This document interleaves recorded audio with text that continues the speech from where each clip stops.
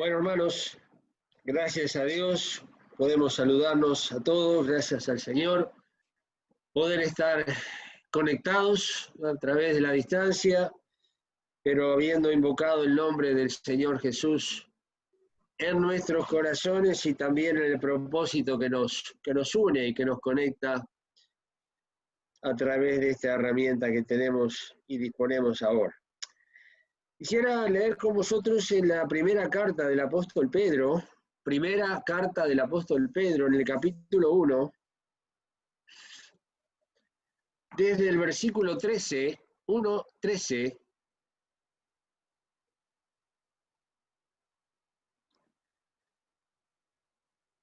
La Escritura nos dice así, por lo cual, primera de Pedro 1:13, por lo cual, teniendo los lomos de vuestro entendimiento ceñidos, con templanza, esperad perfectamente en la gracia que os es presentada cuando Jesucristo os es manifestado.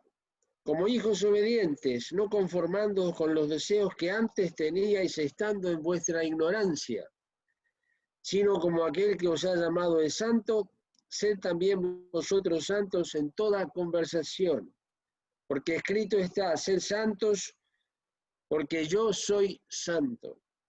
Y si invocáis por Padre a aquel que sin acepción de personas juzga según la obra de cada uno, conversad en temor todo el tiempo de vuestra peregrinación, sabiendo que habéis sido rescatados de vuestra vana conversación, la cual recibisteis de vuestros padres, no con cosas corruptibles como oro o plata, sino con la sangre preciosa de Cristo, como de un cordero sin mancha y sin contaminación, ya ordenado de antes de la fundación del mundo, pero manifestado en los postrimeros tiempos por amor de vosotros, que por él creéis a Dios, el cual le resucitó de los muertos y le ha dado gloria, para que vuestra fe y esperanza sea en Dios. Hasta aquí la lectura, hermanos.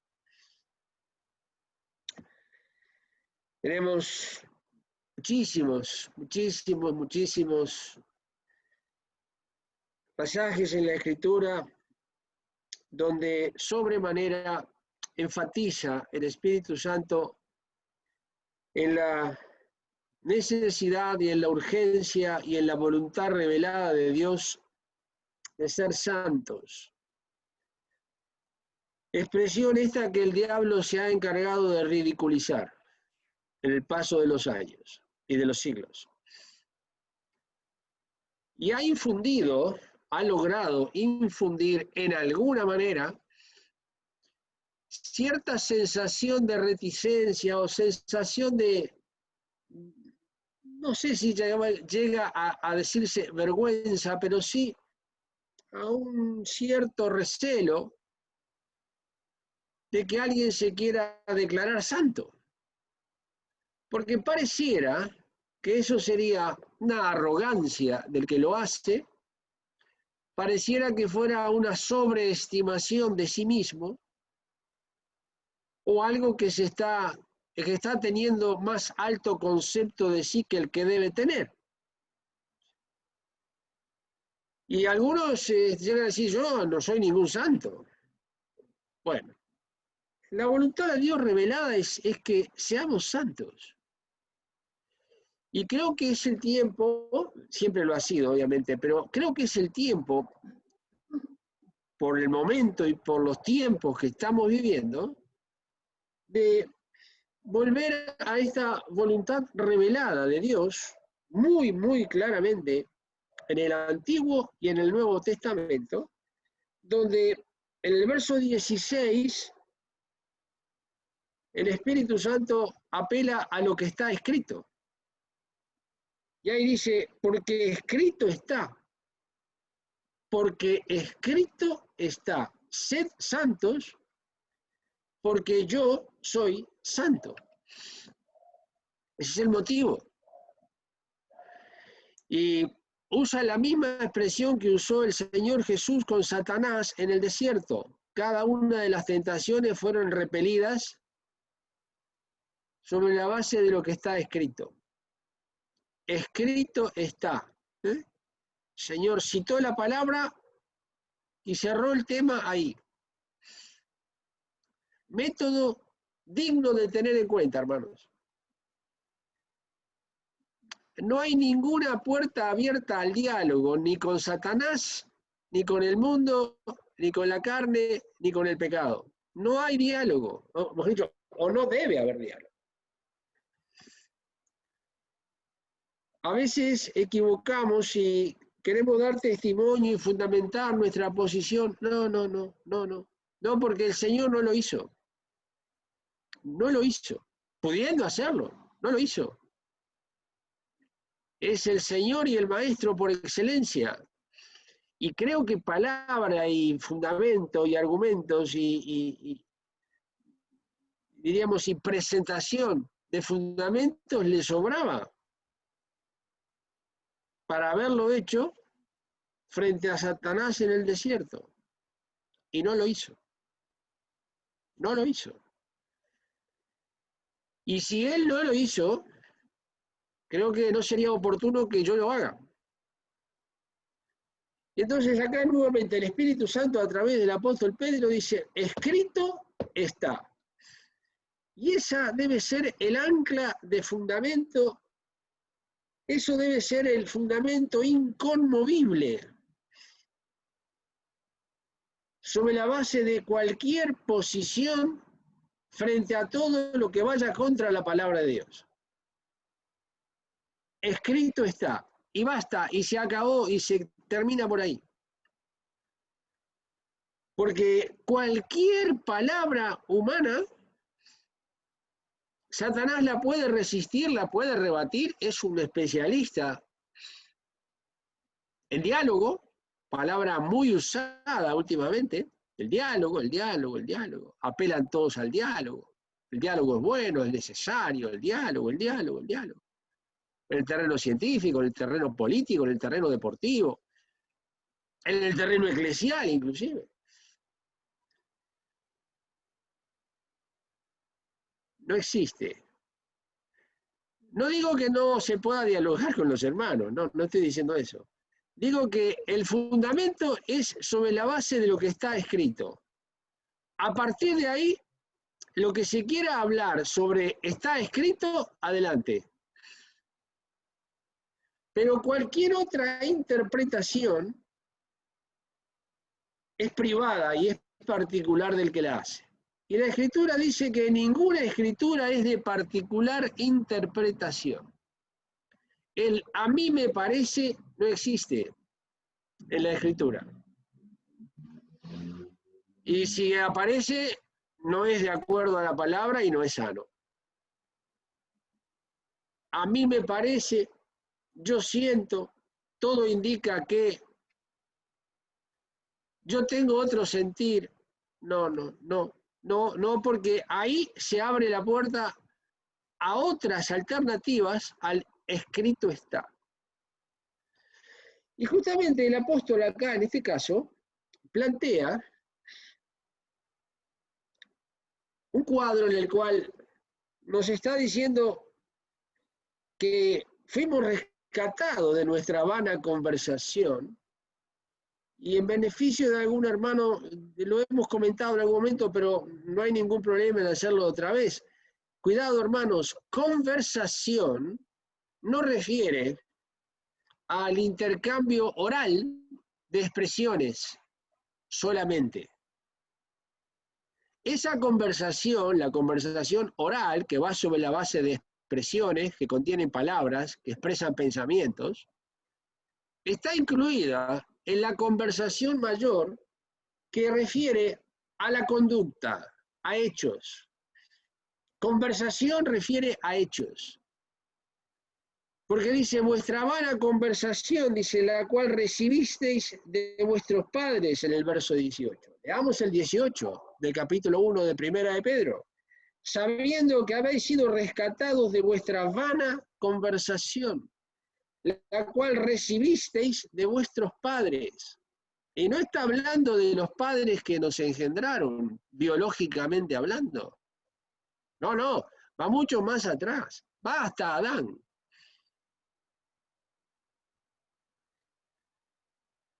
Claro que también en las generaciones siguientes, adelantamos de Adán, vamos adelantando, llegaremos a nuestros padres y llegamos a nosotros. Y también llegamos a nuestros hijos y nietos. Sí, sí, distintas generaciones. Pero el gran drama de una conversación vana, vacía, rebelde y desobediente se establece en el Edén, hermanos. Ahí se establece una vana conversación entre Satanás y Eva.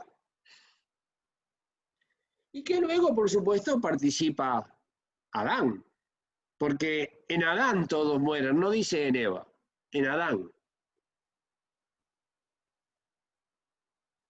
Y es una vana conversación porque no fue puesto el hombre en el Edén para dialogar con Satanás.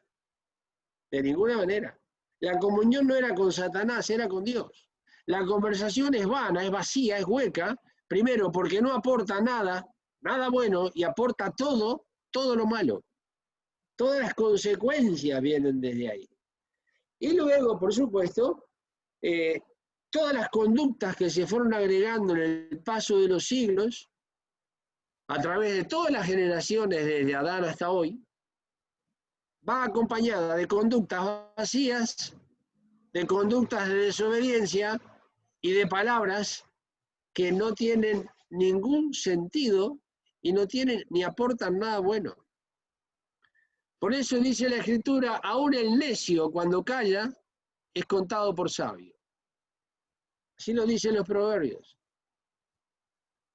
También dicen vuestras palabras pocas, porque en la abundancia de palabra no falta el pecado.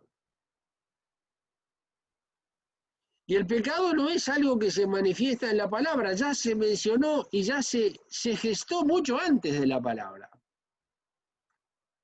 Del corazón suben los malos pensamientos, luego se expresarán en palabras.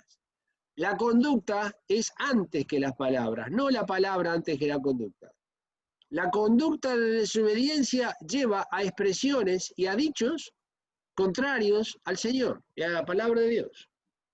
Una vana conversación va a engendrar vanas y terribles malas palabras. Y no estoy hablando de palabras, el comúnmente llamado malas palabras, de palabras groseras. No, no, no. Malas palabras es todo aquello que no edifica, así sea en un hermosísimo lenguaje florido y poético.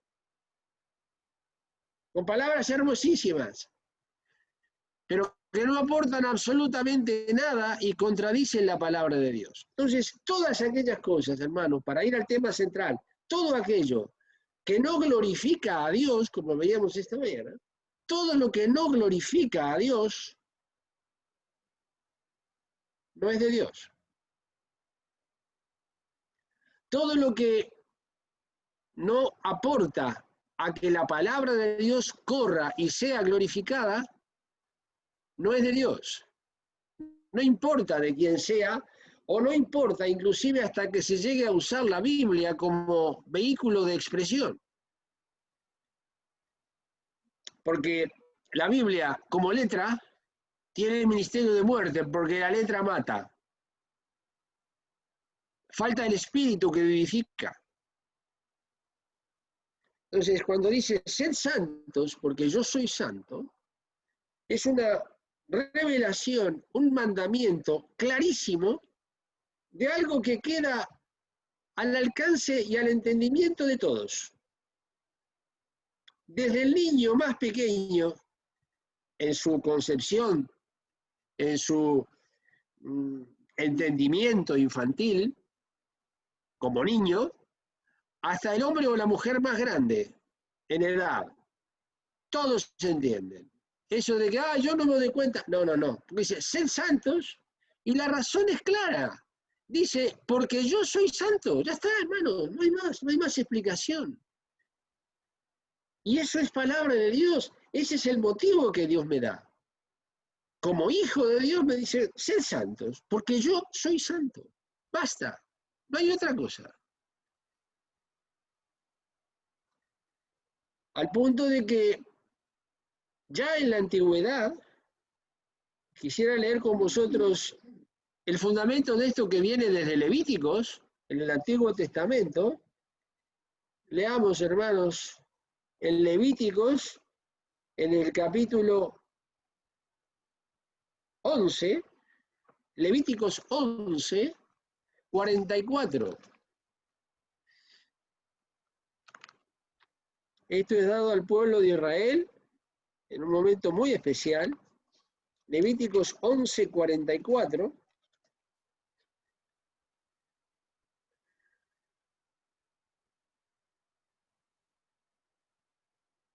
Dice la Escritura, pues que yo soy Jehová vuestro Dios, vosotros por tanto os santificaréis y seréis santos, porque yo soy santo. Así que no ensuciéis vuestras personas con ningún reptil que anduviere arrastrando sobre la tierra, porque yo soy Jehová, que os hago subir de la tierra de Egipto, para seros por Dios. Seréis pues santos, porque yo soy santo. Hermanos, en el 44 y en el 45, en esos dos versículos del capítulo 11 de Levíticos, en los dos versículos dice, porque yo soy santo. En dos versículos, uno a continuación del otro, Dios dice, porque yo soy santo, seréis santos. Le dice al pueblo de Israel, os hago subir de la tierra de Egipto para seros por Dios, no ser vuestro Dios, para ser vuestro Dios. Terrible.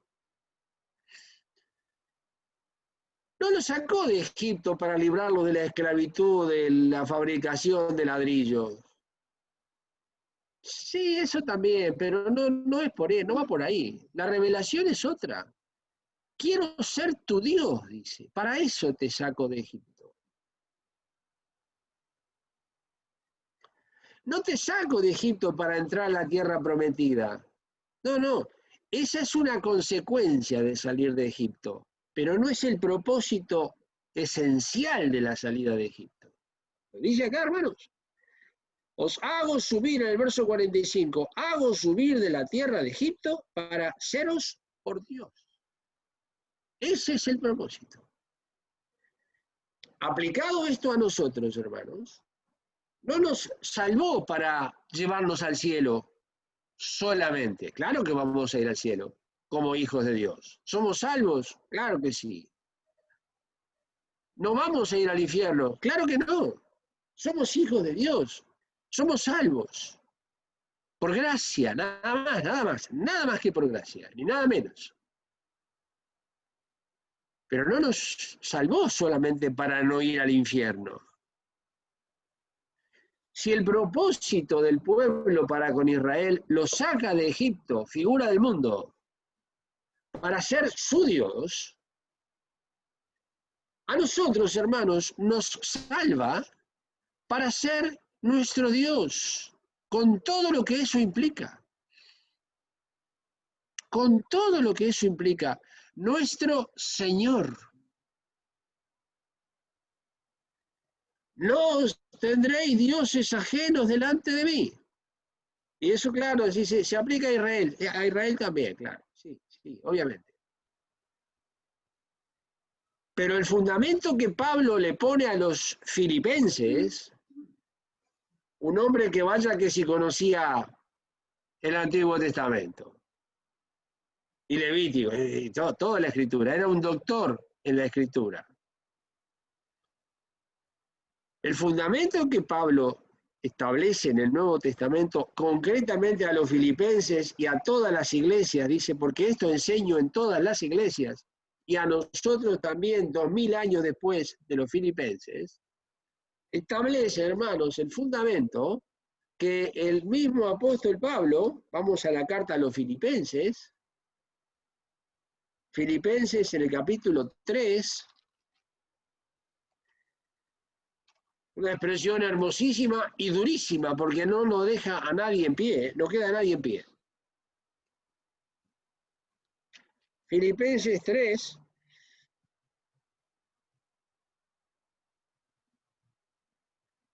dice ahí en el versículo 8, 3:8 de Filipenses, ciertamente aún reputo todas las cosas pérdida por el eminente conocimiento de Cristo Jesús, y ahora agrega dos palabras.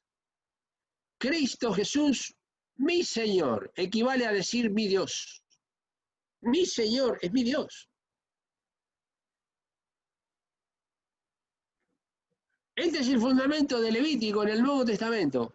En las cartas apostólicas del apóstol Pablo, como está en Primera de Pedro, como leímos, sed santos porque yo soy santo, porque a los judíos, dos veces en Levítico, en dos versículos siguientes, 44 y 45 de Levítico 11, le dice, porque yo soy santo. Y la iglesia no podemos perder de vista estas cosas nunca, pero tanto más en estos días donde la corrupción se desborda por todo lugar. Donde requiere que la iglesia, sobre la base de la palabra y sobre la base de la obra de Dios y en el poder de Dios, lo mire a los ojos al mundo y le diga, no. Requiere, hermanos, requiere eso. Es imprescindible. Primero, porque es un mandamiento de Dios. Y segundo, está vinculado directamente al primero, porque Él es santo. Y santo, hermanos, es algo muy sencillo, no es muy sofisticado, ni especialista, ni especial para 3 o 4 privilegiados. Dios es santo en su esencia, Él es. Nosotros fuimos hechos santos por Jesucristo. Santificados en Cristo, santificados en el Espíritu, en santificación del Espíritu y fe de la verdad. Él es, nosotros fuimos hechos. Pero me dice, apártate de toda inmundicia, eso es ser santo. Santificado es apartado para Dios. Esa es la expresión de santo, apartado para Dios. A los colosenses se lo dice muy claro, que dice que fuimos trasladados de la potestad de las tinieblas al reino de su amado Hijo. Nos trasladó, fuimos trasladados. No es que nosotros nos pasamos de un lado al otro, no. No podemos hacer absolutamente nada. Porque no podemos, y si pudiéramos, no querríamos. En su misericordia lo ha hecho Él. Y entonces me dice, sé santo, porque yo soy santo, porque quiero ser tu Dios. Es imprescindible, quiero ser tu Dios. Y el Señor Jesús, amando, honrando y sirviendo a su Padre y Dios, al Dios y Padre de nuestro Señor Jesucristo, como le dice a los Efesios, al Dios y Padre de nuestro Señor Jesucristo, vivió intensamente, como nadie, el mandamiento de Levítico. Bueno, fuera que no. Y ahí establece las características del santo. Y da por tierra con el concepto de santo que el mundo tiene. Y aunque la iglesia, gran parte de la iglesia tiene. En la carta a los hebreos, hermanos, en Lucas, primero en Lucas 15, 1 y 2, Lucas 15, quisiera leer con vosotros. Lucas 15.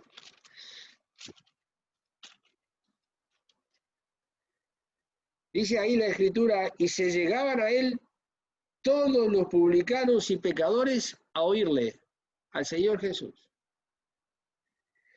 Y dice ahora, y murmuraban los fariseos y los escribas diciendo, este a los pecadores recibe y con ellos come.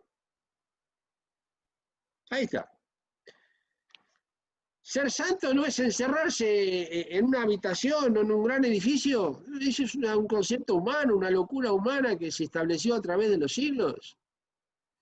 Estableciendo los monasterios y se encerraron hombres y mujeres y se corrompieron adentro. Y otros se corrompían afuera, es la única diferencia. Unos se corrompían afuera y otros se corrompían adentro. Ser santo no es eso. Porque acá tenemos a alguien que, a ver quién cuestiona la santidad de Jesucristo. Ni Satanás la cuestiona. Pero alguien que es santo a la manera que nadie lo ha sido, que nadie lo es y que nadie lo será, a la manera del Señor Jesús, no encuentro que a los pecadores recibe y come con ellos. Bueno, no están comunicando con pecados ajenos. Porque ahora sí, en la carta a los Hebreos, en el capítulo 7, ahí tenemos una definición, una declaración del Señor Jesús, que es una de las más claras del Nuevo Testamento. En Hebreos 7, el verso 26. 7:26 de Hebreos. Ahí dice, porque tal pontífice nos convenía, hablando del Señor Jesús. Y lo primero que pone es santo, inocente, limpio, apartado de los pecadores y hecho más sublime que los cielos. Pero me encuentro que Lucas dice que recibe a los pecadores y come con ellos. Y en Hebreos me dice que es apartado de los pecadores. Contradicción ninguna.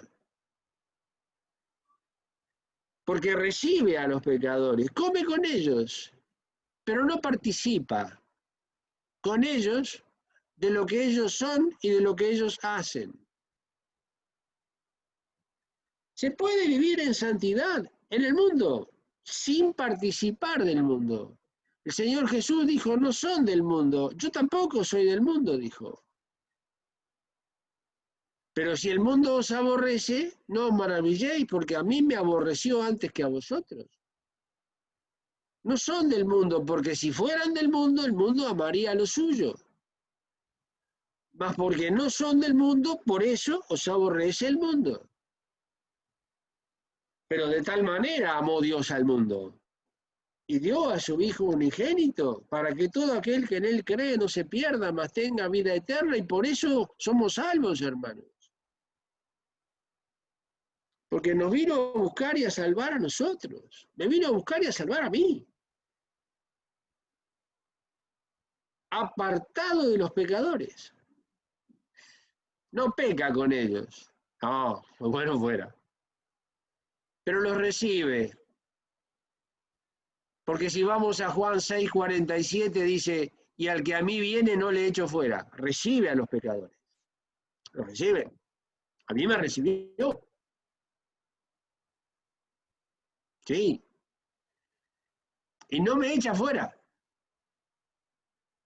Pero cuidado que hay una diferencia enorme y no participa conmigo en nada de aquello que sea contra la voluntad de Dios o contra su santidad absoluta. Entonces me dice a mí, sed santos, apártate del mal, apártate de todo pecado. Lamentablemente alguien dice, sí, pero somos pecadores. Claro, sí, por supuesto que somos pecadores. Sin duda. Sí. La voluntad de Dios es que no pequemos. Exacto.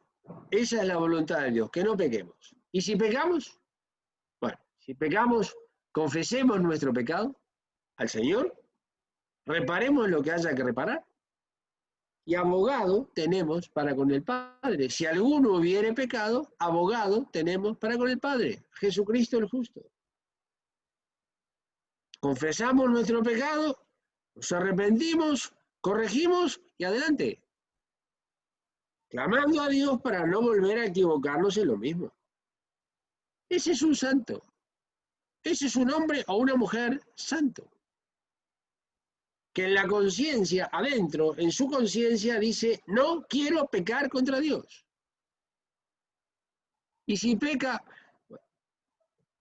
no es lo deseable, pero y si peca, Dios ha provisto esa situación y nos ha puesto un abogado, con mayúscula. Un abogado que no es para con los hombres, es para con Dios. Jesucristo el justo. Entonces, muy amados hermanos, cuidado con estas cosas en donde es imprescindible en los últimos tiempos que estamos viviendo, que nos vamos en cualquier momento. Y el que tiene esta esperanza de verle como Él es, la esperanza de que nos viene a buscar, el que tiene esta esperanza en Él se purifica, se santifica, se limpia, se aparta de pecado, rechaza las obras de las tinieblas, se viste las armas de luz, se pone la armadura de Dios, ora al Señor, clama a Dios para no pecar contra Dios y se limpia constantemente de toda inmundicia de carne y de espíritu. Ese es un hombre santo. Ser santos, me dice, hacer eso. Eso es lo que hay que hacer a la luz de la Escritura. Y no es mejor que nadie, ni es más poderoso que nadie, y es tan débil como todos, pero lo que marca la diferencia es la conciencia que le dice a Dios, no a los hombres. A Dios le dice, Señor, no quiero pecar contra ti. Y quiero hacer todo lo que esté a mi alcance para no pecar contra ti. Socórreme para no pecar contra ti. Socórreme para velar y orar para no entrar en tentación. El espíritu está presto, pero la carne está enferma. Socórreme para no pecar, Señor. Y ahí está, ese es santo, y ese tiene su Dios, al cual le dice, mi Señor. Y está dispuesto a perder cualquier cosa, pero no la comunión con Dios. Si no es así, hermanos, tenemos un cristianismo enfermo, un cristianismo que contemporiza, un cristianismo que negocia, un cristianismo que transige, un cristianismo que, bueno, siempre le busca una explicación de cómo fue que pasó, pero no va por ahí, porque tenemos el Espíritu Santo en nuestros corazones para no pecar contra Dios, para ser socorridos de Dios, y me dice, velad y orad para que no entréis en tentación. Me da el método. Y me provee un abogado, porque también sabe que no hay quien haga el bien y nunca peque. Pero hermanos, a limpiarnos rápido de toda inmundicia de carne y de espíritu, porque nos vamos y pronto. Que Dios os bendiga y Maranata, que el Señor viene y viene pronto.